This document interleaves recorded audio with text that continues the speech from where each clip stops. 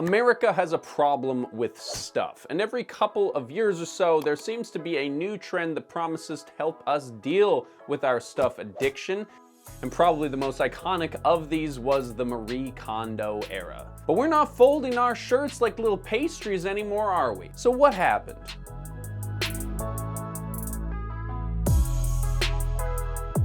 Now, first of all, right off the top, we gotta define a few things here. Last year, we released a video about minimalism and why it failed. And while that aesthetic and hashtag seems to be fading out, the decluttering aspect is still going very strong, of which Marie Kondo was a huge part of. See, while Marie Kondo has disappeared from our news feeds today, there is still a huge class of influencers who are dedicated to decluttering and organizing, and practically an entire genre of TV dedicated to it too. It appears that we are almost as obsessed with throwing shit out as we are with buying it in the first place. And that is kind of the problem. You're a problem. You're a real problem. As a culture, we've spent the last century learning how to accumulate things, so we come by it honestly. The truth is that a lot of this desire to hoard stuff is passed down from our ancestors. You probably have parents or grandparents who have seemingly kept every product or item they've ever owned in their entire life, right? Bertram, you're a hoarder. This is usually a reaction to some horrendous times in human history where the bare necessities were not orderable on Uber Eats. Today, we seem to have the same anxieties, but with unlimited access to literally anything we want. And so, the mess in your closet or your garage or your bedroom or your living room or your kitchen was created. And with all of this mess comes the irresistible itch to get rid of all of it in one afternoon. Now, I have to say that this subject is a bit of a personal one for me. I made a video on the Marie Kondo method back during its peak, and I still today maintain a pretty carefully curated wardrobe, and I do fold the shirts in that funny little way, but things have changed. My wife and I just had a baby this year, and so has our writer Holly, who wrote this script, and so we have this whole new relationship to mess and what can suddenly become your life when you have a child. Honestly, it is just shocking how much stuff this little 10-pound human dude can create. That's also why I'm sick right now and tired and poorly rested.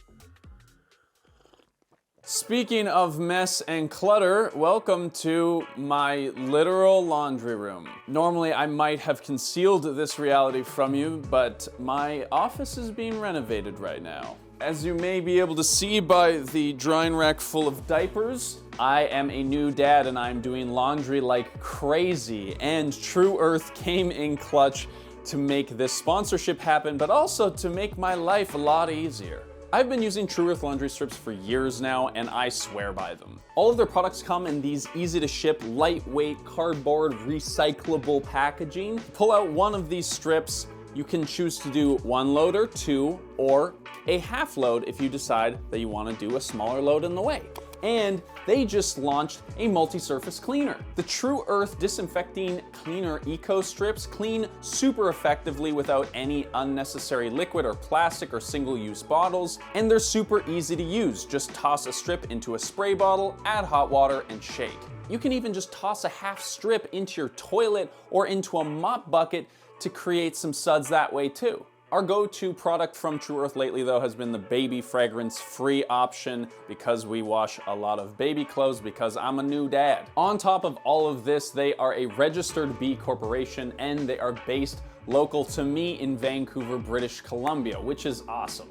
If you want to try them for yourselves, they now have a subscription service so you can have your strips delivered to your door on a monthly, bi-monthly, or quarterly basis. We love True Earth. We think you're gonna love True Earth. So if you wanna try them out, you can get 10% off using the code FUTUREPROOF or the link down in the description below. A huge thank you to True Earth for sponsoring today's video.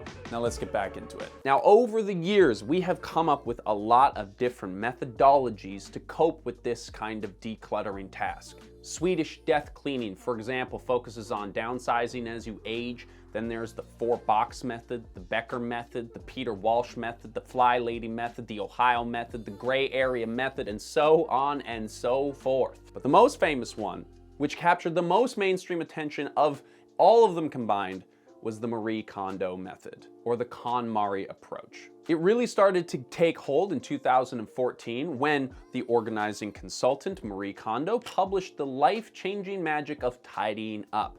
You are probably familiar with the subsequent Netflix series Tidying Up, in which Kondo helps families organize their homes, which only lasted one season in 2019. Famously, her KonMari method revolves around the idea that we should focus on keeping items that spark joy, among other reasons, which we then carefully organize to maximize space and function within our homes. It's a great idea, and it worked for a lot of people in a number of ways.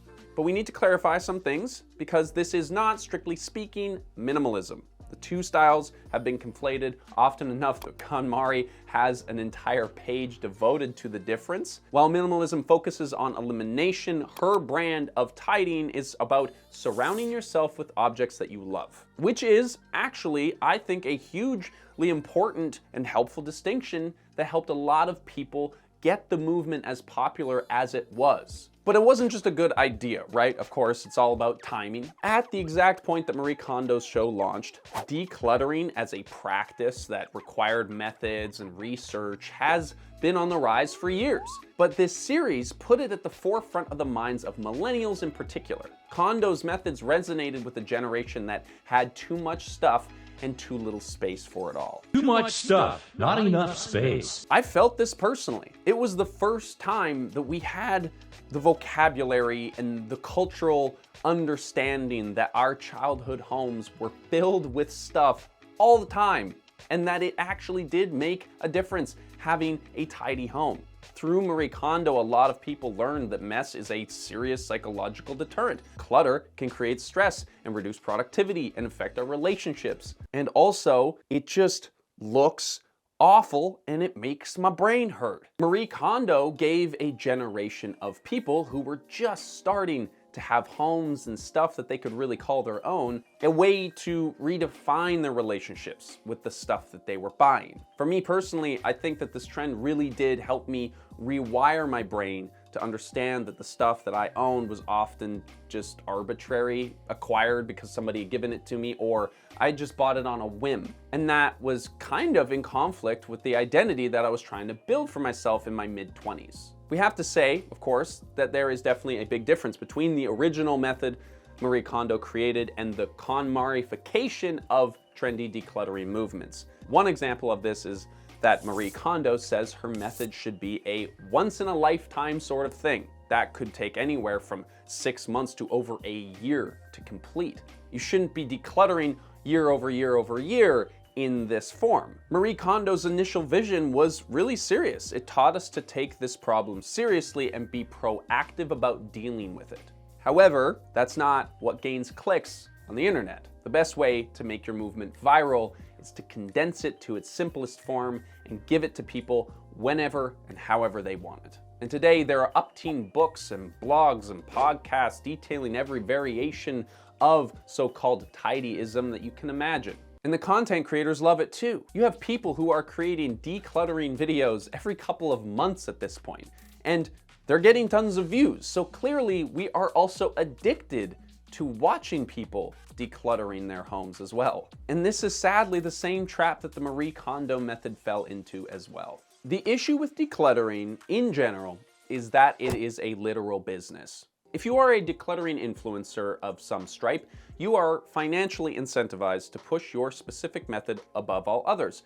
And the only way that you can maintain a business that helps people get rid of stuff is if they keep buying stuff to get rid of in the first place. While Marie Kondo's method emphasized the importance of doing this once and doing it right, she ultimately needed to make money off the service that she was selling. In our research for this video, we visited the webpage for her book and we were served an ad. Get this, spend $300 and get 25% off. Look, I'm not saying that if you design and create a service that helps people, you shouldn't be able to make money off of it, but looking through her website, it just kind of gets worse. The whole thing kind of reeks buy, including limited time offers and the option to pay in installments. We thought maybe everything on there was gonna be genuinely useful and high quality stuff and whatnot, but no. Check this out. You can spend $115 on a bread lamp.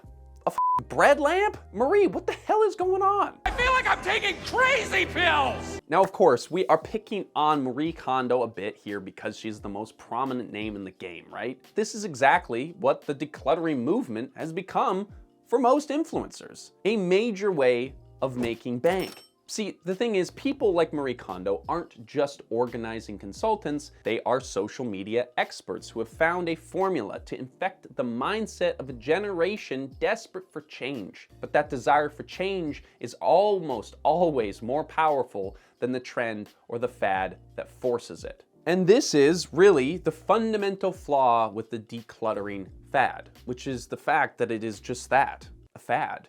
It's one of those things that many of us latch onto just because it's the in thing to do. It's so easy to get caught up in the next new thing, right? Whether it be minimalism, essentialism, Swedish death cleaning, or whatever. And it's so intoxicating that we don't actually stop to think about why we're actually doing it. Why would you do that?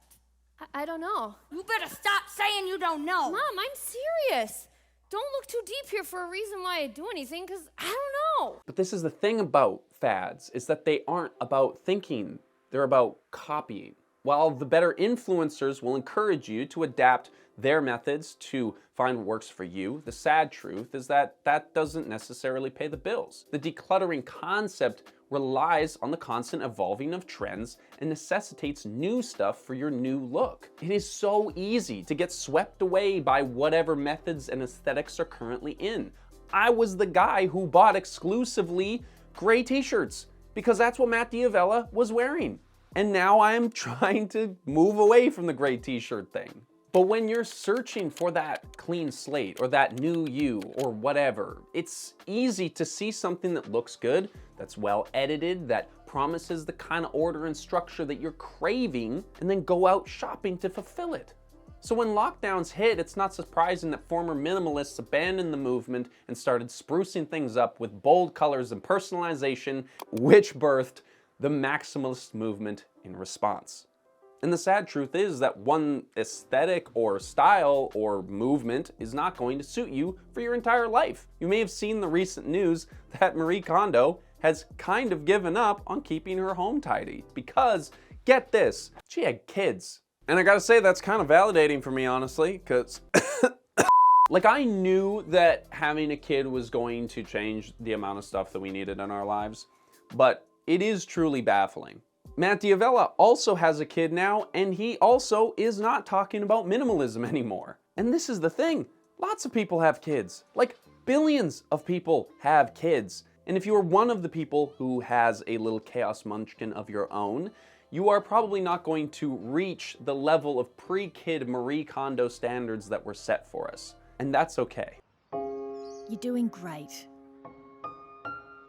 Because these sorts of movements can teach us to strive for something that's not really suitable for our lifestyles. We've seen complaints that this trend fostered a feeling of inadequacy as we competed to be the cleanest, most put together versions of ourselves in our circles. In fact, we are at the point where people are so overwhelmed by the pressures of tidyism that clutter is actually becoming a trend. As in, like, people are deliberately showing off messy rooms because they get more views on TikTok that way. I guess it's like you look more authentic or something. More than ever with the internet, we push ourselves to fit into the mold that is popular at that moment, only to discard it and find another one a few months down the road. And therein lies the true problem with decluttering in general. It's so easy to use it as an excuse to go out and buy more clutter. Once you get rid of all of your boring gray t-shirts that didn't spark joy anymore, you gotta replace them with something, right?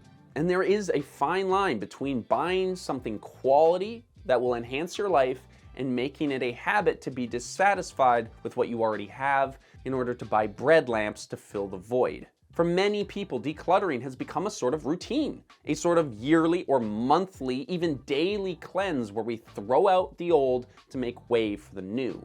When you start throwing out stuff or buying new stuff just because some face on your screen told you to, you've lost the thread. They win. You have been had by the capitalist wheel that we are all stuck on.